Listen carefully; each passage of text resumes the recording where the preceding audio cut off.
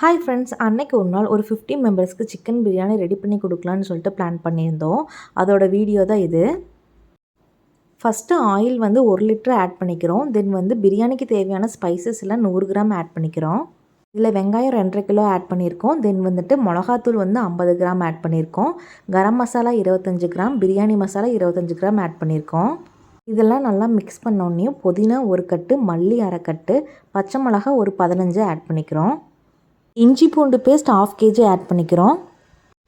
Next வந்து தக்காளி 2.5 kilo add பண்ணிக்கிறோம். தயிர் வந்து 1/2 லிட்டர் ஆட் பண்ணிக்கிறோம். இப்போ 5 kg ரைஸ்க்கு நம்ம வந்து 4 kg சிக்கன் வந்து ஆட் பண்ணிக்கிறோம். சிக்கன் ஆட் பண்ணிவிட்டு உப்பு தேவையான அளவு ஆட் பண்ணிக்கிறோம். அரிசிக்கு தண்ணி வந்து 1க்கு 1.5 அப்படிங்கிற விதத்தில் ஆட் பண்ணிக்கிறோம். லாஸ்ட்டாக 2 லெமன் புழிஞ்சு விட்டுக்கிறேன். உப்பு காரமும் பார்த்துடலாம்.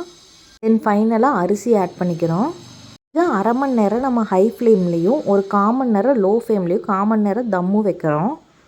இதுக்கான ஃபுல் ஹெல்ப்பும் என் ஹஸ்பண்ட் தான் பண்ணாங்க. நான் வெறும் திங்ஸ் மட்டும்தான் போட்டேன். பிகாஸ் என்னால் கிளற முடியல.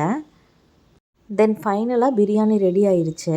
இதை வந்து நம்ம ஒரு 50 மெம்பர்ஸுக்கு வந்து ப்ரொவைட் பண்ணோம்.